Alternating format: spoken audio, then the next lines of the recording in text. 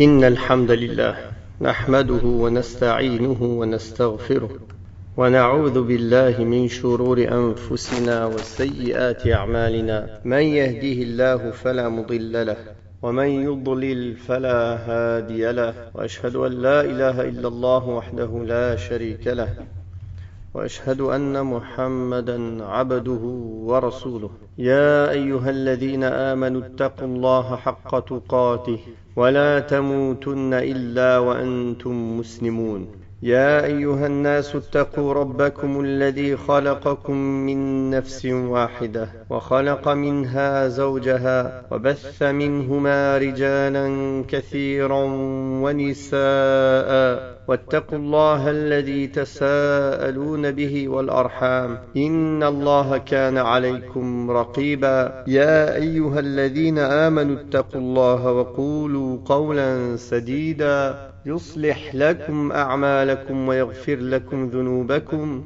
ومن يطع الله ورسوله فقد فاز فوزا عظيما أما بعد فإن أصدق الحديث كتاب الله وخير الهدي هدي محمد صلى الله عليه وسلم وشر الأمور محدثاتها وكل محدثة بدعة وكل بدعة ضلالة وكل ضلالة في النار. Nous continuons par la grâce d'Allah subhanahu wa ta'ala et par sa permission cette lecture et cette explication de Kitab al-Tawhid, le livre de l'unicité de Cheikh al-Islam Muhammad ibn Abdul Wahhab rahimahullah. Nous en sommes arrivés au chapitre à propos de la parole d'Allah tabaraka wa ta'ala أَفَأَمِنُوا مَكْرَ اللَّهِ فَلَا يَأْمَنُ مَكْرَ اللَّهِ إِلَّا الْقَوْمُ الْخَاسِرُونَ.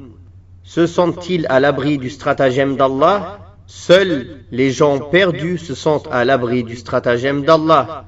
Et Allah a dit وَمَنْ يَقْنَطُ مِنْ رَحْمَةِ رَبِّهِ إِلَّا الضَّالُّونَ. Et qui désespère de la miséricorde de son Seigneur, sinon les égarés. Ibn Abbas radiyallahu anhuma rapporte que le prophète sallallahu alayhi wa sallam a été questionné au sujet des péchés capitaux. Il répondit: il s'agit du polythéisme, du fait de désespérer du secours d'Allah et de penser être à l'abri de son stratagème.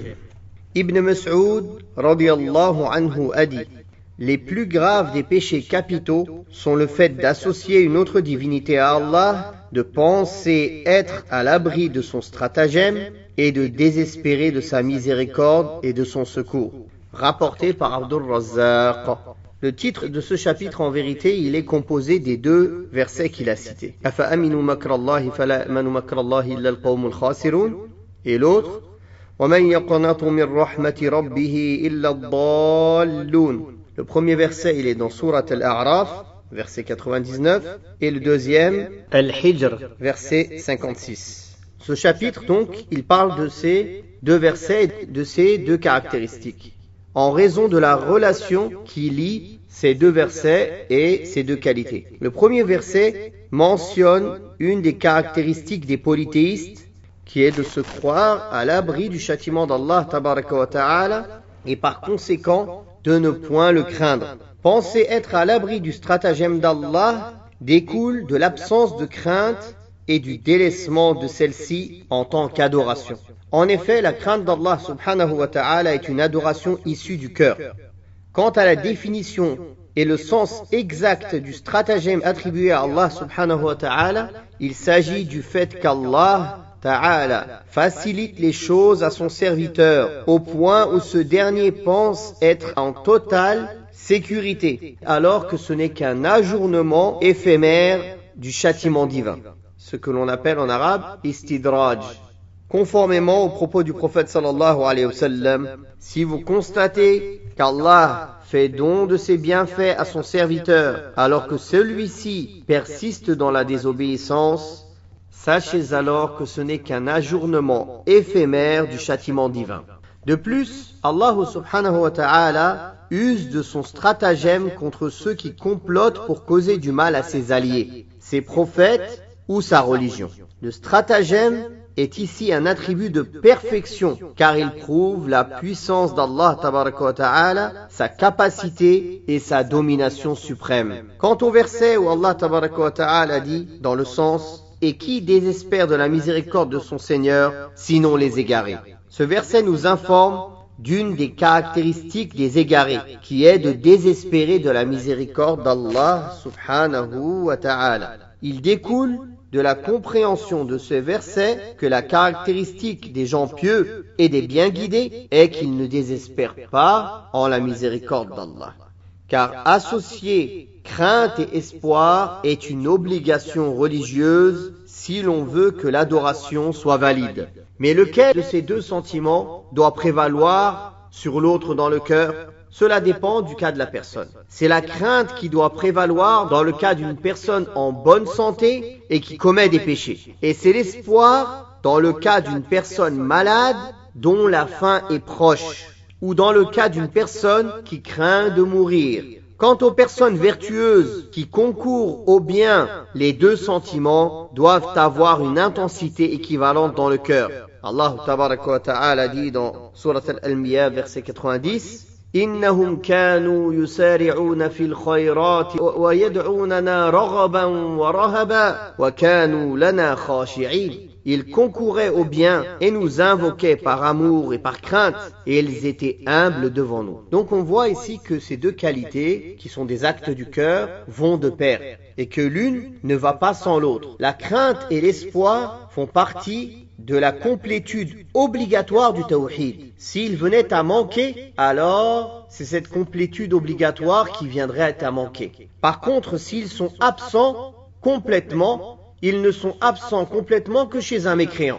Un croyant, les gens du tawhid, ne peuvent pas avoir une absence totale de la crainte et de l'espoir d'Allah tabaraka wa ta'ala.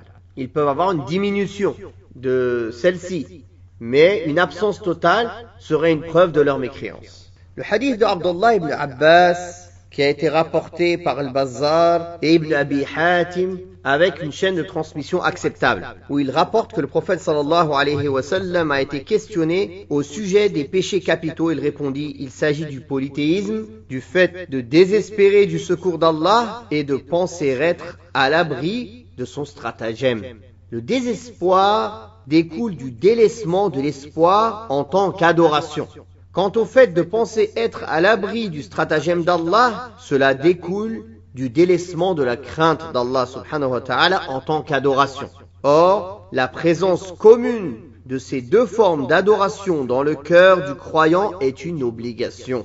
Et leur disparition totale est de la mécréance. Et leur diminution amoindrit la complétude du tawhid obligatoire. Quant à la parole d'Abdullah ibn Mas'ud, qui a été rapporté par Abd al-Razzaq dans le Musannaf avec une chaîne de transmission authentique, il a dit « Les plus graves des péchés capitaux sont le fait d'associer une autre divinité à Allah, de penser être à l'abri de son stratagème et de désespérer de sa miséricorde et de son secours. » Donc cela vient appuyer le sens du hadith précédent, et le fait de désespérer de la miséricorde divine est un concept général. Elle englobe l'attrait des bienfaits et l'éloignement des malheurs. En ce qui concerne le secours d'Allah tabaraka wa ta'ala pour son serviteur, il s'agit du fait de dissiper les calamités en général.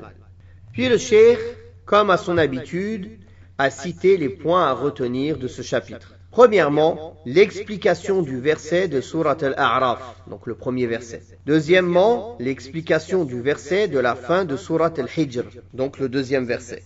Troisièmement, la lourde menace pesant sur celui qui pense être à l'abri du stratagème d'Allah subhanahu wa ta'ala.